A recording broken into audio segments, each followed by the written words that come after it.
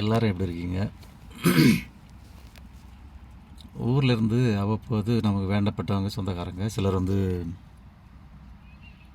Phone பண்ணி விசாரிக்கிறாங்க. அதாவது இங்கே இந்த போர் பதட்டம் இருக்கிறதுனால, கல்ஃப் கண்ட்ரியில் கொஞ்சம் போர் பதட்டங்கள் இருக்கிறதுனால சிலர் நமக்கு ஃபோன் பண்ணும்போது நமக்கு அது ஒரு பெரிய சந்தோஷமாக இருக்குது. நம்மளையும் விசாரிக்கிறாங்களேன்னுட்டு. சிலர், குறிப்பிட்ட சிலர், எல்லாருக்கும் ஃபோன் பண்ணதுக்கோ பேசுறதுக்கோ நேரங்கள் இருக்காது.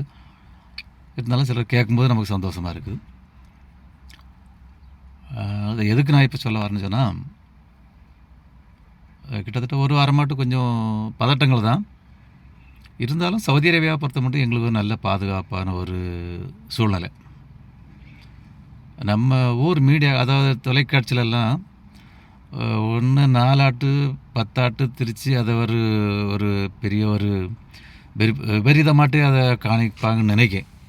அப்போ ஊரில் இருக்கக்கூடியவங்களுக்கு, ஊர்லேருந்து சொந்தக்காரங்க, வேண்டப்பட்டவங்க, பிள்ளைங்க, அப்பா, மாமா, சொந்தக்காரங்க வெளிநாட்டில் இருந்தாக்கி அந்த குடும்பத்தில் உள்ளவங்களுக்கு அது கொஞ்சம் மன கஷ்டமாக இருக்கும். ஆனால் இங்கே அந்தளவுக்கு எந்த ஒரு பதட்ட சூழ்நிலைகளும் இல்லை. அதுதான் உண்மை. சின்ன சின்ன இதுகள் இருக்குது, தாக்குதல்கள், அதுக்குள்ளே மறுபடிகள், இந்த இதுகள்லாம் இருக்குதுன்னு நினைக்கிறேன்.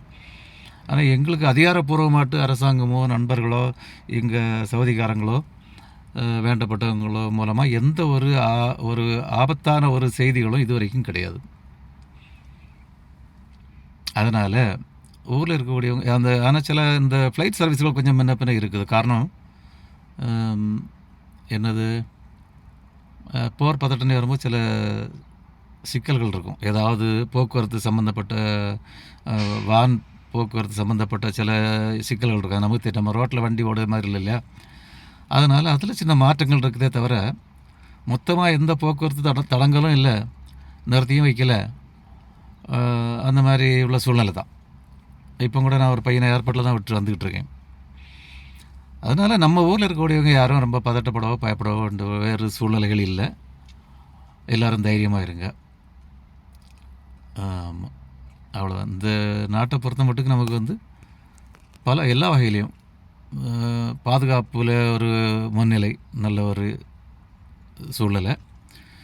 கல்விக்கு ரொம்ப முக்கியத்துவம் கொடுக்கக்கூடிய நாடு. அதே மாதிரி இந்த மருத்துவ வசதிகளுக்கும் ரொம்ப முக்கியத்துவம் கொடுக்கக்கூடிய நாடு. அதனால் ஓரளவுக்கு நமக்கு சாதா வாழக்கூடிய மாதிரி தான் நாங்கள் வாழ்ந்துட்டுருக்கோம். இந்த ஒரு வாரமும் பேப்பர் நியூஸ்கள், இல்லை மீடியா, நம்ம இது சோசியல் மீடியா நியூஸ்களை பார்க்கும்போதெல்லாம் நமக்கு கொஞ்சம் ஒரு மாதிரி அச்சுறுத்தலாக இருந்தது போல் இருக்கும். ஆனால் அந்தளவுக்கு இங்கே நாங்கள் எந்த ஒரு இதுகளும் இல்லை. எப்போவும் போல் நான் காலையில் முழிக்கும், வேலைக்கு போகிறோம், சாப்பிடுவோம், தூங்கும், அந்த மாதிரி இயற்கையாட்டு நாங்கள் வாழ்ந்துட்டுருக்கோம். அதனால் ஊரில் இருக்கக்கூடியவங்களும் பதட்டம் இல்லாமல் சந்தோஷமாக இருக்கும். சொந்தக்காரங்க யாருங்க இருந்தாலும் சரி, யாருக்கும் எந்த பாதிப்பும் வராது. அந்த அளவுக்கு நாட்டில் உள்ள பாதுகாப்பு வசதிகள் இருக்குது. இறைவனும் ஒரு நல்ல இறை நம்பிக்கை கூட நாடு வேறு, அதையும் சொல்ல முறை. நம்ம இறை நம்பிக்கையில் நல்ல ரொம்ப நம்பிக்கை கூடின ஒரு நாடு நாங்கள் இருக்கக்கூடிய நாடு. ஆகவே இறைவனும் எல்லாருக்கும் நல்ல பாதுகாப்பு தருவான்னு நம்பிக்கிடுவோம். எல்லோரும் சந்தோஷமாக இருங்க.